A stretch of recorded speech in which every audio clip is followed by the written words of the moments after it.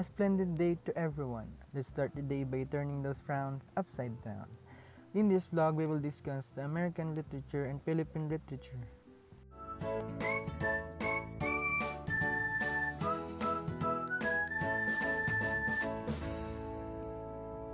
As said by Dalai Lama, the purpose of our lives is to be happy, so smile and focus on the positive things in life. And in Tagalog, we have a saying that pag may problema, iiyak mo lang tapos tama na. Punas luwa, ayusin ang sarili tapos ngiti. Patuloy ang ikot ng mundo. These are sayings are examples because it is a direct quotation from pieces of literature. But first of all, how do we define literature? Literature is simply a body of written works, especially those considered to have creative, artistic merit, or lasting value, and it is a broad context and each country has its own similarities and differences. Examples of literature are fantasy, historical fiction, contemporary fiction, mystery, and science fiction. Today, me and my partner will be discussing about the rich Philippine literature and American literature. We will be comparing its similarities and differences to understand them better. First, American literature reflects beliefs and traditions that came from the nation's frontier days. American literature was shaped by the history of the country that produced it.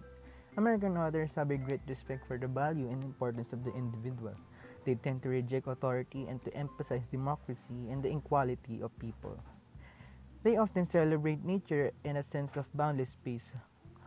While the earliest characteristics of American literature was oral storytelling by the Native American Indians. They used stories, chants, riddles, myths, and legends to pass down the traditions and experiences of their tribes.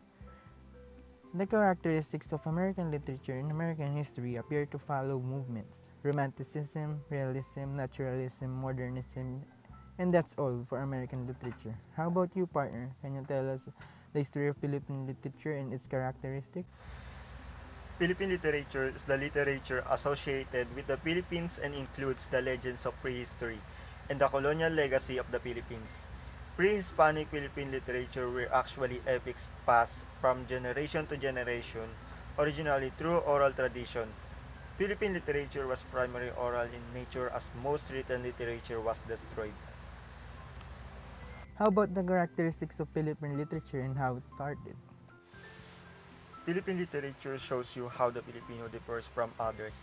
Philippine literature is in English is really a parts of the literature of the world. A further quality of literature is that the expression you should be memorable. The language should be clear and forceful so that the ideas strike the readers with the almost same force with which they struck the writer. The early Filipino writers had difficulty in expressing themselves since English was a language new to them. Most of the notable literature of the Philippines was written during the Spanish period and the first half of the 20th century in Spanish language.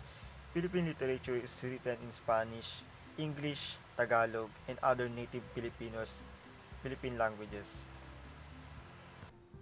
After discussing the history and characteristics of both literature, we'll proceed in discussing its important writers and literary pieces in that eras. The Philippines offers writers plenty of content to work with the nation shaped by centuries of colonization by brutal conflicts, long-lasting political upheaval, and the idyllic beauty of its island. Filipino writers have an innovative, persuasive voice that stands out. A diverse group of works are represented in the Philippine literature. These books have promoted Filipino values and have provided excellent lessons. Here are the important writers and their literary pieces. No Limitangere by Jose Rizal, Florante at Laura by Francisco Balagtas, Mga Ibong Mandaragit by Amado V. Hernandez, The Woman Who Had Two Neighbors by Nick Joaquin, Poon, a novel by F. Soniel Jose. Thank you for that educated information. How about the Philippine literature shows its important writers and their literary pieces? Let's proceed to the important writers and literary pieces of American literature. Here are the following authors and their works. The Great Gatsby by F. Scott Fitzgerald, 1925. Adventures of Huckleberry Finn by Mark Twain, 1884. Moby Dick by Herman Melville, 1851. The Stories of Flannery O'Connor, 1925-64. This is The Sound of and the Fury by William Faulkner, 1929. Let's move to the significance of the American literature to their own community and the world.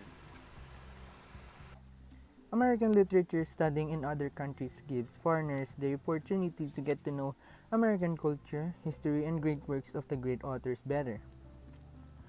Community can only improve from this analysis by evaluating the writing of every society. Some of the most important prose and poetry the world has seen has been produced by American literature. The student is able to understand how to develop the future of American literature by reviewing the technological features of popular American poetry, essays, short stories, dramas, and novels. American literature makes one understand the feelings and opinions of individuals. As a culture, it is crucial that we understand the viewpoints of other people and intolerable to those views. That's all for the significance of the country's literature. How about the Philippine literature significance of the country? Literacy is for all Filipinos. It is kind of valuable remedy that helps Filipinos plan their own lives, to meet their problems, and to understand the spirit of human nature. The literature was their bridge to their left country. Literature is one of the basics of gaining the success and failure of nation and the relations of nations. Studying and having the curriculum of the Philippine literature is a big and important part of Philippine education. It covers the history of the Philippine literature in the various periods of the Philippines. It also covers the types of and forms of Philippine literature. And now let's proceed to the similarities and differences of both literature. A portion of the early modern literature was published during the American era, most often as an act of post-Hispanic nationalism by those who were either uneducated in Spanish or live in Bisaya-speaking cities, and whose values defied cultural patterns of America. They are adapting America's new literature and Romanticism too, highly influenced by Western literary movements such as Romanticism and Realism. These are the differences in both literature in terms of describing the two different literature by totally far from each other. Other American literature is the written of literary work produced in the United States region and its preceding colonies.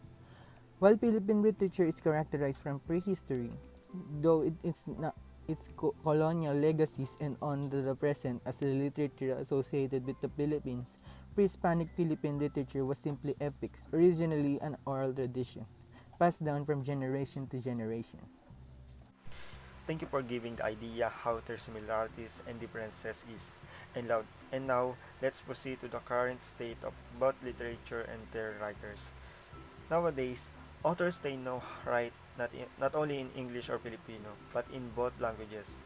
In true suburban fashion, literature has a strict adherence with system, norm, elitism, and romanticism.